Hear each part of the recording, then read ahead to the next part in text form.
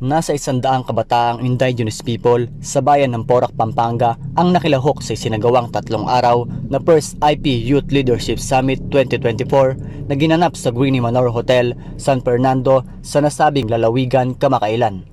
Ang nasabing aktibidad ay naging matagumpay sa pagtutulungan at pagkakaisa ng kasundaluhan ng 78th Infantry Matapat at Matatag Batalyon, mga lokal na kapulisan ng Pampanga, kasama ang pamahalaang panlalawigan ng naturang lalawigan at local government unit ng bayan ng Porac. Pinapasalamatan din po namin yung mga nagturo po sa amin dito, yung mga 70 IB Philippine Army po. Walang sawa pong salamat sa inyo dahil patuloy nyo kaming binibuild, binomotivate para mas lalo kaming maging huwarang leader na para sa susunod na henerasyon ay mas lalo pang gaganda ang aming mga pinagmulan or mga kapwa katutubo. Parte ng naturang Youth Leadership Summit ang pagbabahagi ng iba't ibang ahensya ng pamahalaan ng mga kaalaman kagaya ng anti-illegal drugs, teenage pregnancy, IP's culture and traditions. Kasama na rin ang leadership and fellowship at hatid ng kasundaluhan ng 70th Infantry Battalion ang mga kaalaman patungkol sa youth infiltration and recruitment. Naging makulay ang nasabing aktibidad sa pagsasagawa ng mga kabataan ng mga aktibidad katulad ng paggawa ng kani-kanilang yel at cultural dance kung saan nasubok ang kanilang pagkakaisa, pagbabahagi ng kanilang kaalaman at pagtitiwala sa kanilang sarili.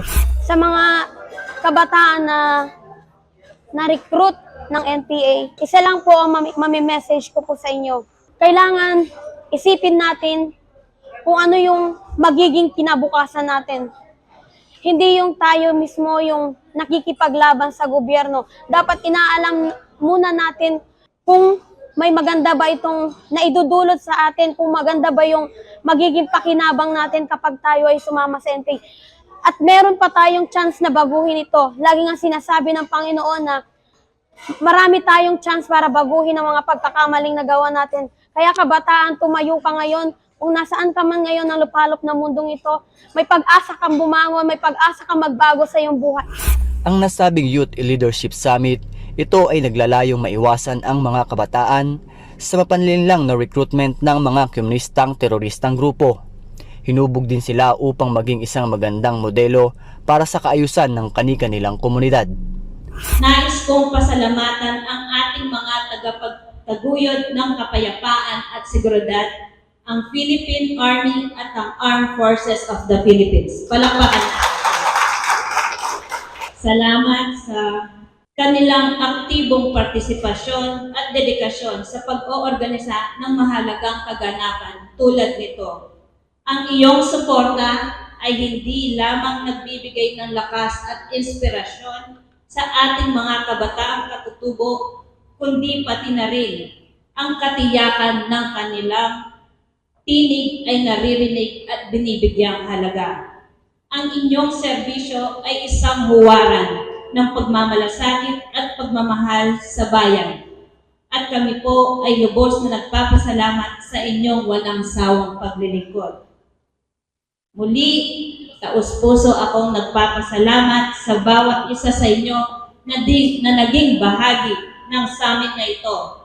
Sama-sama natin ipagpatuloy ang ating misyon para sa mas mapayapa, mas masigla, at mas maunlad na bayan.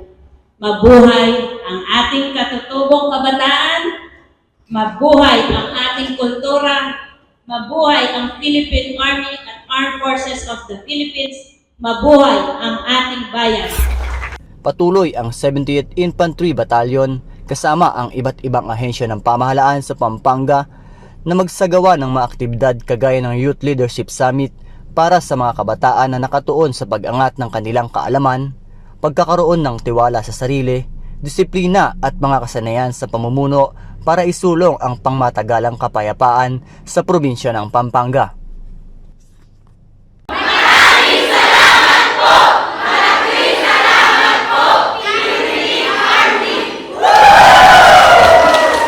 Mula dito sa San Fernando, Pampanga, ako si Rene Boy Palapal, ang inyong kaugnay.